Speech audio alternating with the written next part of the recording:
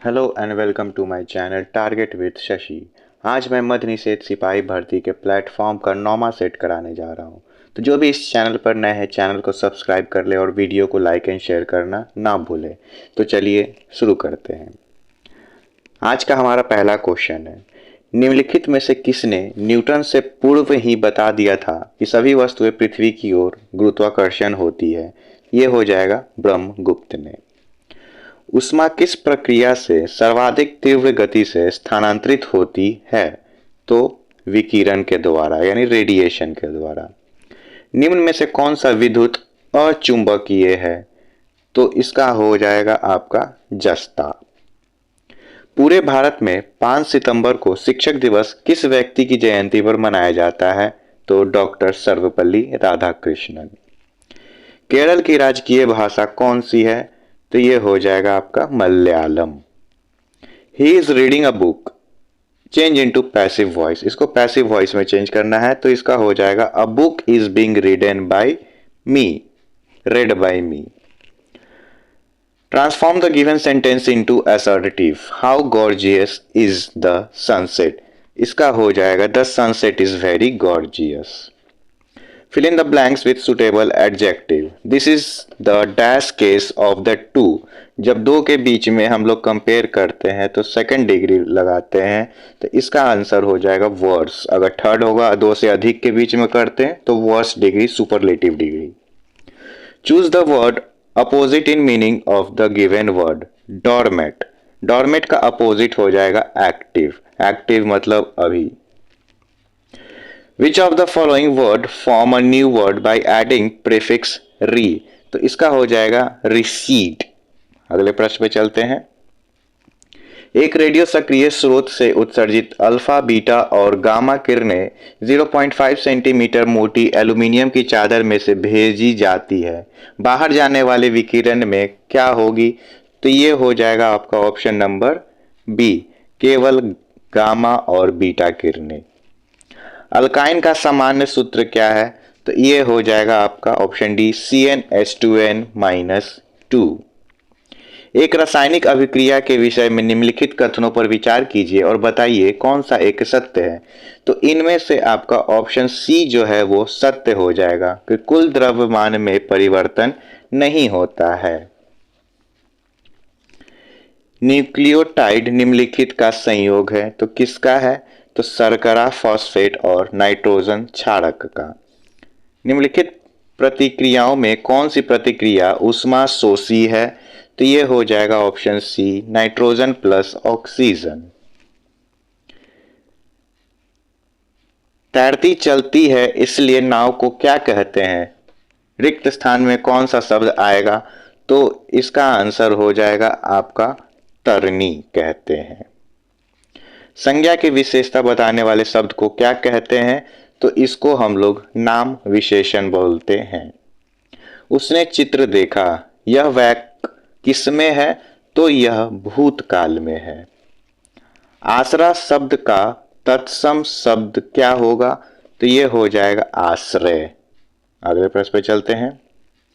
इनमें से सही विन्यास शब्द को चुनना है। विद्यार्थी, विद्यार्थी, विद्यार्थी। तो इसका आंसर हो जाएगा विद्यार्थी, यानी सही स्पेलिंग चुनना था। अगर कोई वस्तु दूसरी वस्तु को आकर्षित करता है तो दूसरे वस्तु पर आवेश क्या होगा? तो शायद धनात्मक, ऋणात्मक या शून्य, यानी पॉजिटिव भी हो सकता है, निगेटिव भी हो सकता है या जीरो भी हो सकता है। उत्तल लेंस द्वारा बना प्रतिबिंब किस प्रकार प्रभावित होगा जब इसके ऊपरी भाग को किसी काले रंग के पेपर से ढक दिया जाता है? तो यह प्रतिबिंब की चमक घट जाएगी, ऑप्शन सी। सौर ऊर्जा जो पृथ्वी की सतह तक पहुंचती है वह सामान्यतः किस रूप में होता है? तो यह ऊष्मीय तरंग एवं दृश्य तरंग दोनों होते हैं। वेग समय ग्राफ ए बी प्रदर्शित करता है कि किसी वस्तु का क्या होगा? तो इनमें से कोई नहीं होगा इसका आंसर, क्योंकि इसमें जो है आपका त्वरण सामान्य है, मतलब पैरेलल है, तो त्वरण शून्य होगा इसीलिए। यदि वस्तु द्वारा तय की गई दूरी समय का समानुपाती होता है तो यह कहा जाता है कि वस्तु की गति क्या होगी, तो नियम चाल से होगी।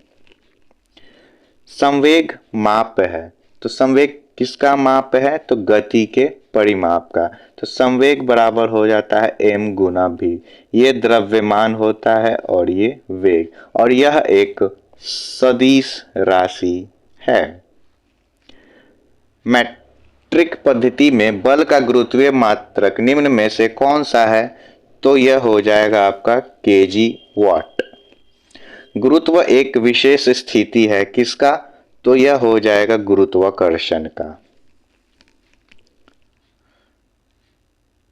यदि किसी वस्तु का घनत्व 981 केजी मीटर क्यूब है तो यह जल में क्या होगा, तो यह जल में आपका तैरेगा। क्यों, क्योंकि जिस वस्तु का घनत्व दूसरी वस्तु की अपेक्षा कम होता है तो वह उसमें तैरता है। तो यह जल में तैर रहा है, और जल का जो होता है वो 1000 केजी पर मीटर क्यूब होता है। तो इससे यह कम है दूसरी वस्तु, तो इसलिए यह तैरेगा। इकाई लंबाई से गुजरने वाले तरंगों की संख्या को क्या कहते हैं, तो तरंग संख्या कहते हैं। अब यहां से मैथ है दोस्तों। Sine theta plus sine square theta बराबर 1 है, तो cos square theta plus cos 4 theta किसके बराबर होगा, तो चलिए देखते हैं। Sine theta plus sine square theta बराबर 1 है, तो साइन थीटा को हम लोग क्या लिख सकते हैं, 1 माइनस साइन स्क्वायर थीटा। तो 1 माइनस साइन स्क्वायर थीटा बराबर क्या हो जाता है, कॉस स्क्वायर थीटा। ठीक है, अब हम लोग को निकालना क्या है, तो हम लोग को निकालना है इसमें आपका cos square theta plus cos 4 theta का मान। ठीक है, तो कॉस 4 को हम लोग क्या लिख सकते हैं, कॉस स्क्वायर को कॉस स्क्वायर ही छोड़ देते हैं। कॉस 4 को हम लोग कॉस स्क्वायर थीटा का स्क्वायर लिख सकते हैं, और कॉस स्क्वायर थीटा बराबर क्या है, तो साइन है। तो साइन का स्क्वायर क्या हो जाएगा, तो ये हो जाएगा साइन स्क्वायर थीटा, और ये हो जाएगा कॉस स्क्वायर थीटा, और इसका वैल्यू होता है 1। यानी इसका जो आंसर हो जाएगा आपका हो जाएगा ऑप्शन नंबर ए 1। अगले प्रश्न पे चलते हैं।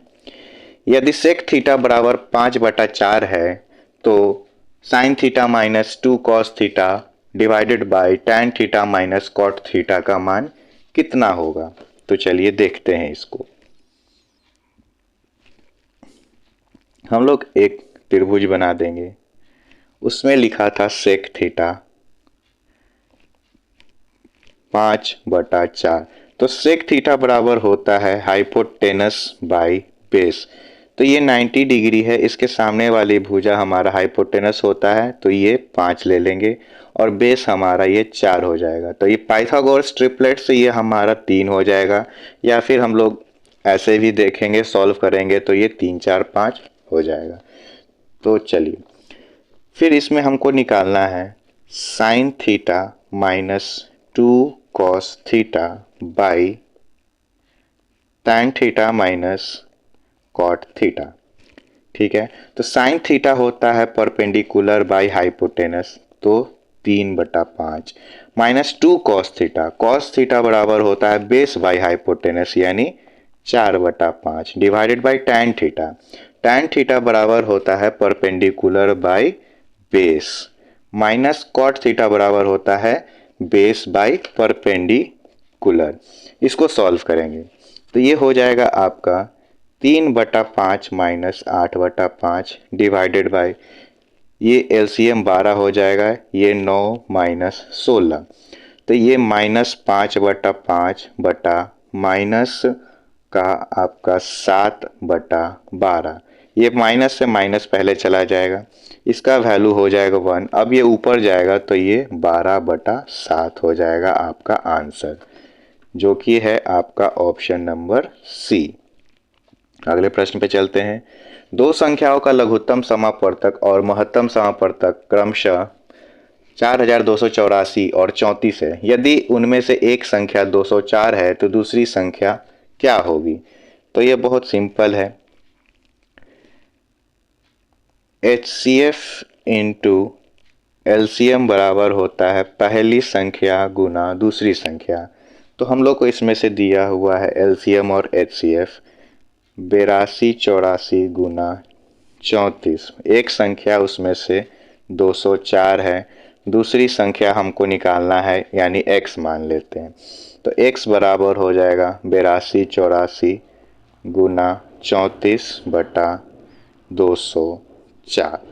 ठीक है, तो इसको हम लोग काटेंगे, सॉल्व करेंगे तो ये हो जाएगा हमारा 714 आंसर, ऑप्शन ए। अगले प्रश्न पे, एक चिमनी की ऊंचाई ज्ञात कीजिए जबकि यह पाया जाता है कि चिमनी के आधार से गुजरने वाली क्षैतिज रेखा की दिशा में आधार की ओर 100 मीटर चलने पर चिमनी की शिखर का उन्नयन कोण 30 डिग्री से 45 डिग्री हो जाता है। ठीक है, तो देखिए ये बोल रहा है कि पहले ये 30 डिग्री था, 100 मीटर चलने के बाद यानी यहाँ से यहाँ ये हो जाता है हमारा 45 डिग्री। ठीक है, इसका हम लोग कुछ नाम ले लेते हैं। इसको ए मानते हैं, इसको पी मानते हैं, इसको क्यू।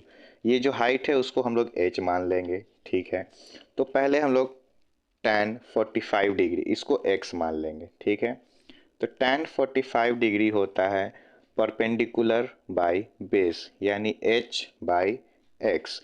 तो 45 का वैल्यू एक, h बाई एक्स, तो यहाँ से h बराबर x हो जाएगा। ठीक है, अब हम लोग चलते हैं tan 30 डिग्री की ओर। तो tan 30 में हो जाएगा आपका परपेंडिकुलर बाई हाइपोटेनस। तो परपेंडिकुलर हमारा तो h है और बेस जो है हमारा वो 100 प्लस x है। ठीक है, tan 30 डिग्री का जो वैल्यू होता है वो 1/√3 होता है और ये h by 100 plus x। h बराबर x है तो हम लोग इसको x को x के साथ जोड़ देते हैं। ठीक है, तो यहाँ हम लोग ये भी लिख सकते हैं h बराबर 100 प्लस x बाई √3। ठीक है, तो जो कि हो जाएगा आपका x बराबर 100 प्लस एक्स बाई √3। ठीक है, अब इसको हम लोग क्या करेंगे, क्रॉस मल्टीप्लाई करेंगे। √3x बराबर हो जाएगा 100 प्लस एक्स। ठीक है, x को इधर लेके आ जाएंगे और x कॉमन हो जाएगा तो ये √3 माइनस 1 हो जाएगा बराबर 100। तो सिर्फ x बराबर क्या हो जाएगा, 100 बराबर बटा √3 माइनस 1। इसको रैशनलाइज करेंगे तो इसका आंसर जो आ जाएगा वो 50 इंटू √3 प्लस 1 हो जाएगा, जो कि आपका ऑप्शन नंबर है सी।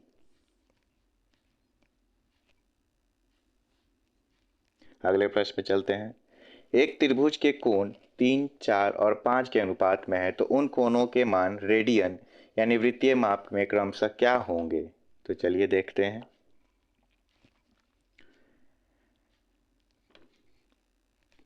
तो वो 3, 4 और 5 दिया हुआ है। ठीक है, और ये है हमारा पाई के बराबर यानी 180 डिग्री।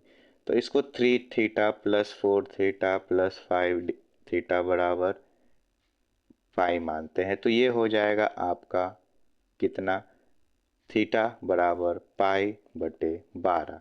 ठीक है, थीटा का मान, तो 3 थीटा का मान कितना हो जाएगा, 3 इंटू पाई बटा 12 यानी 1/4 पाई।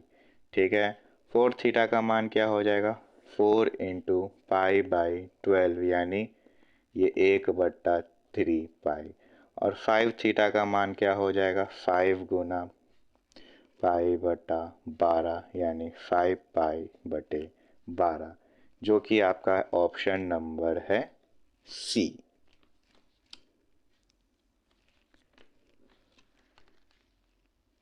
सॉरी, ऑप्शन नंबर है आपका ए। अगले प्रश्न पे चलते हैं।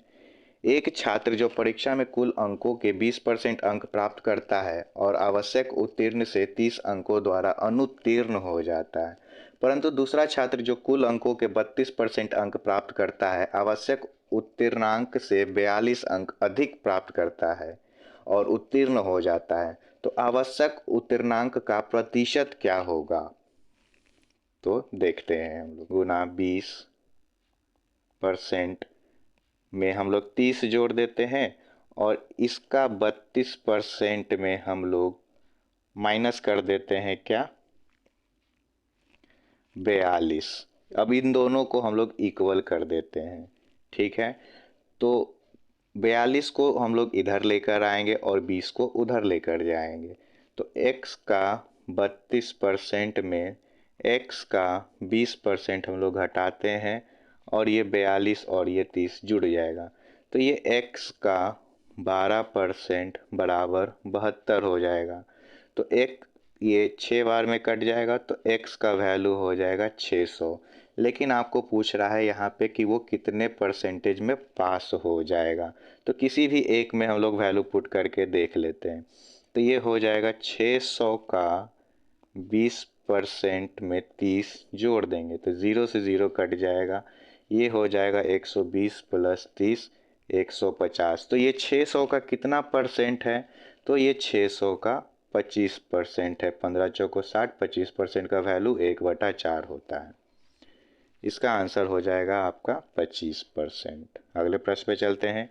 एक किले में 150 व्यक्तियों के लिए 45 दिन के लिए भोजन सामग्री की व्यवस्था है। 10 दिन बाद 25 व्यक्ति किले को छोड़कर चले गए। कितनी अवधि तक अब शेष भोजन सामग्री उसी हिसाब से चलती रहेगी? तो देखते हैं।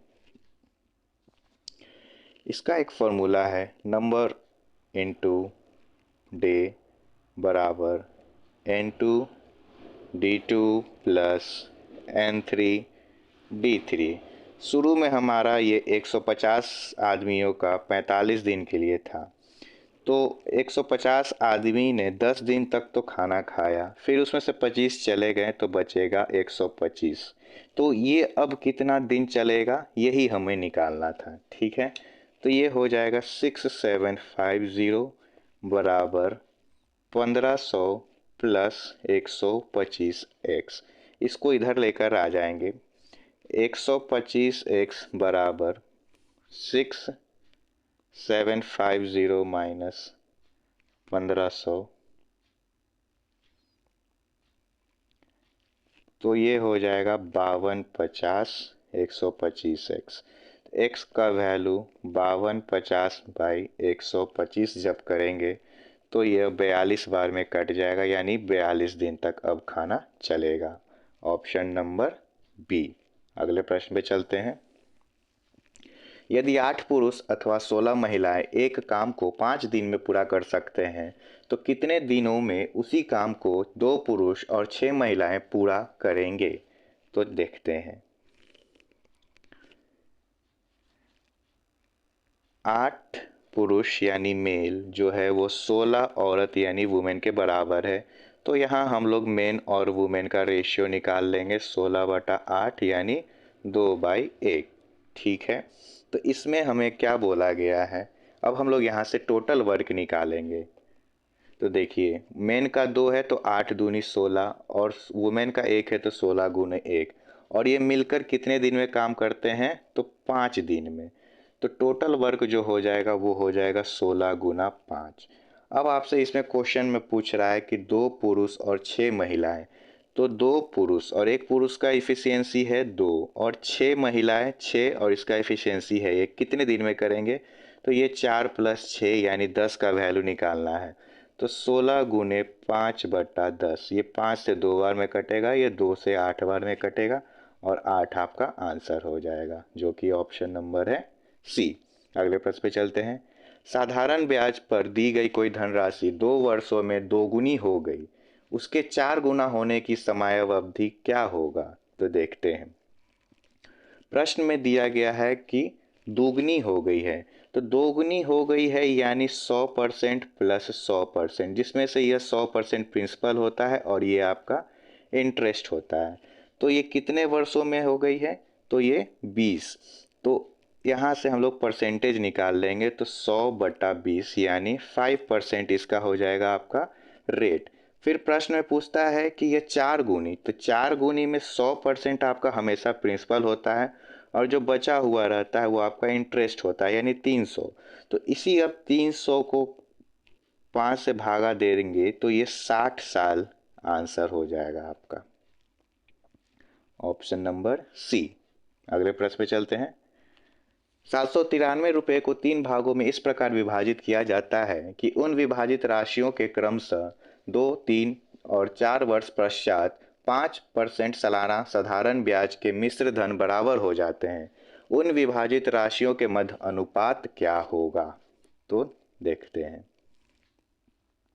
1 + 5 × 2/100 यह बराबर होगा 1 + 5 × 3/100 बराबर हो जाएगा ये 1 + 5 × 4/100 से, ठीक है। तो ये हो जाएगा 1 + 10/100, 1 + 15/100, 1 + 20/100। तो ये हो जाएगा हमारा 110/100, 115/100, ये 120/100। 100 नीचे में सब सेम है, ये कट जाएगा, तो आपका आंसर हो जाएगा 110, 115 और 120, जो कि है आपका ऑप्शन नंबर बी। चलिए अगले प्रश्न पे चलते हैं। रानी पद्मावती का संबंध किस शहर से है, तो ये हो जाएगा चित्तौड़गढ़ से। वर्तमान परिसर से पहले भारत का उच्चतम न्यायालय कहाँ से संचालित किया जाता था, तो संसद भवन से। बिंदुसार के शासनकाल में अशोक को किस अंचल का प्रशासक बनाया गया था, वह था, तो यह तक्षशिला और उज्जैनी दोनों का था।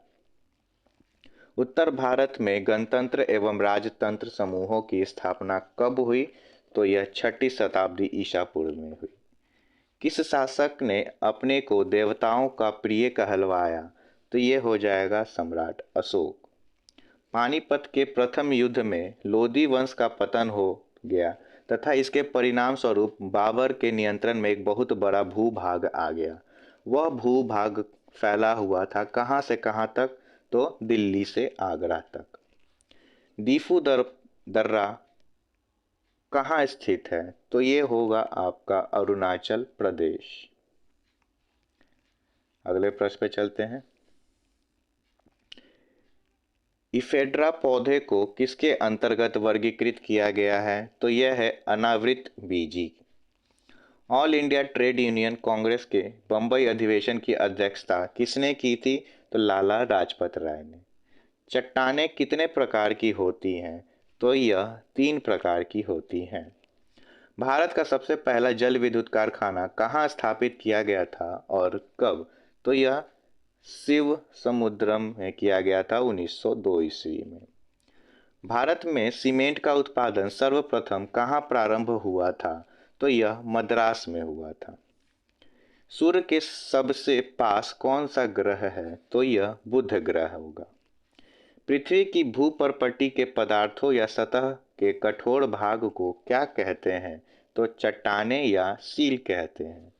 भूकंप का सर्वाधिक प्रभाव कहाँ पर होता है, तो यह होता है अधिकेंद्र यानी एपी सेंटर पे। ये पृथ्वी है, ये जहाँ से शुरू होता है उसको फोकस बोलते हैं और इसके ठीक ऊपर वाला जो होता है उसी को एपी सेंटर बोलते हैं, जहाँ पे सबसे ज़्यादा प्रभावित होता है। सुनामी लहरें अधिक सक्रिय रहती है कहाँ पर, तो पश्चिमी प्रशांत महासागर में।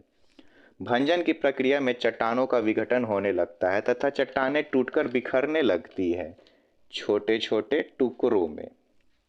ऑक्सीडेशन की क्रिया से निम्नलिखित किस प्रकार की चट्टानें अपघटित होती हैं, तो लौह युक्त चट्टानें।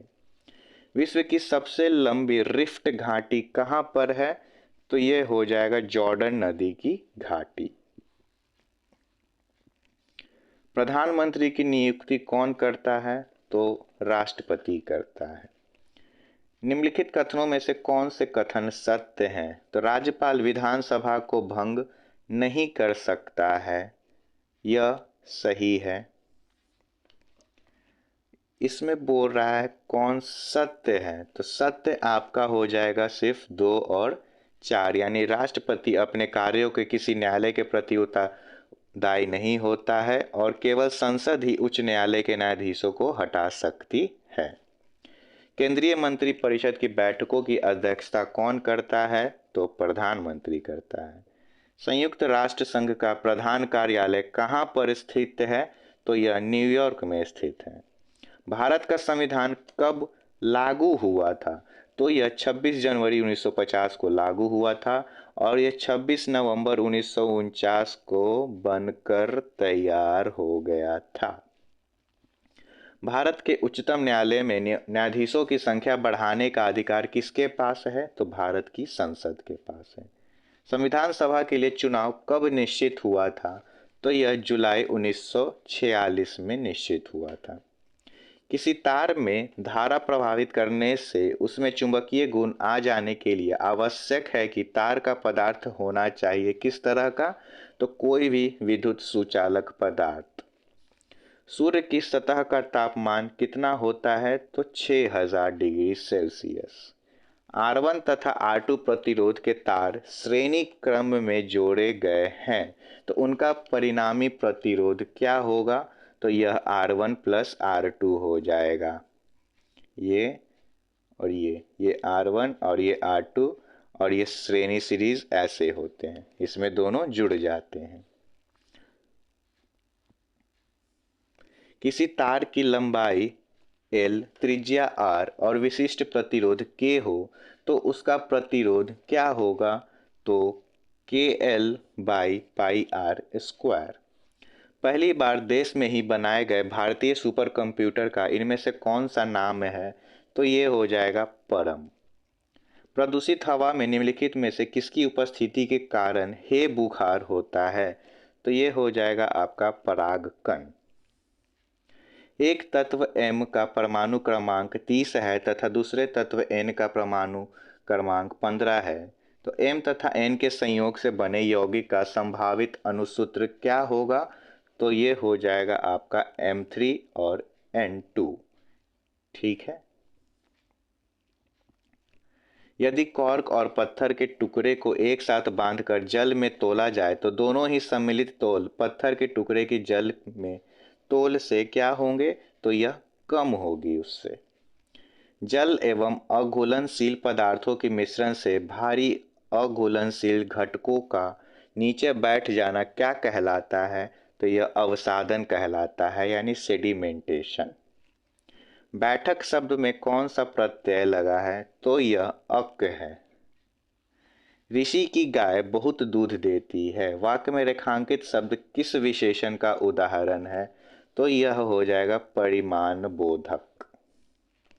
जब कर्ता एक क्रिया समाप्त कर उसी क्षण दूसरे क्रिया में प्रवृत्त होता है तब पहली क्रिया क्या कहलाती है?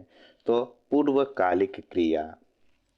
उत्कंठित का पर्यायवाची नहीं है, तो कौन नहीं है? तो अभिलाषा। बाद बाकी सब इसका पर्यायवाची है।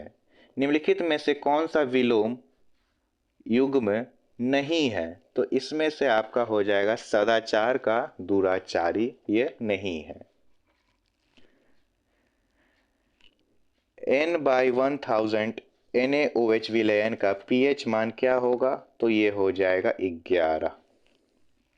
मेढक गतिशील कीड़ों को बड़ी शीघ्रता से पकड़ लेता है क्योंकि उसकी गीली चिपचिपी जीभ सामने जुड़ी रहती है और पीछे स्वतंत्र रहती है। अंतःकोशिकीय पाचन से संबंधित कोशिकीय संरचना क्या कहलाती है? तो यह लाइसोसोम कहलाती है।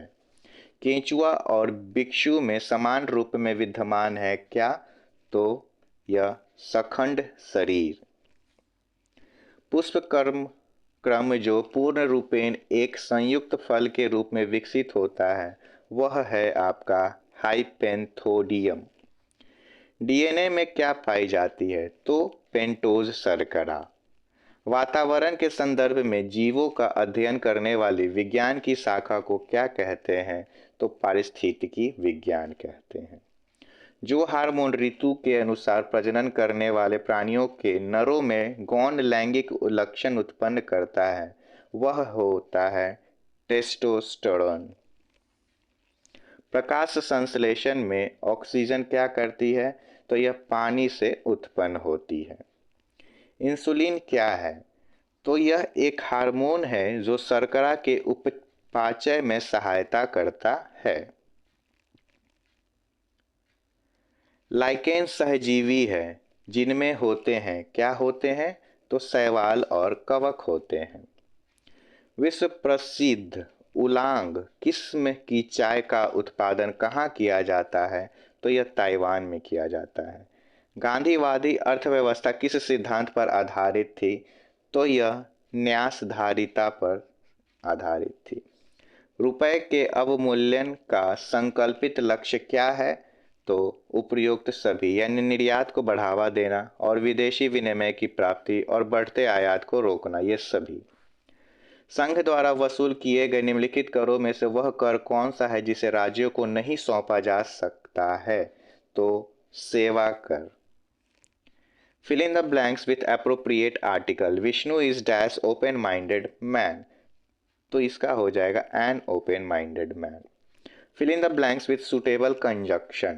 I went to the shopping center, but the shops were closed. Find out the part of speech of the word early in the sentence given below. The early bird catches the worm. तो ये हो जाएगा आपका adjective है ये early.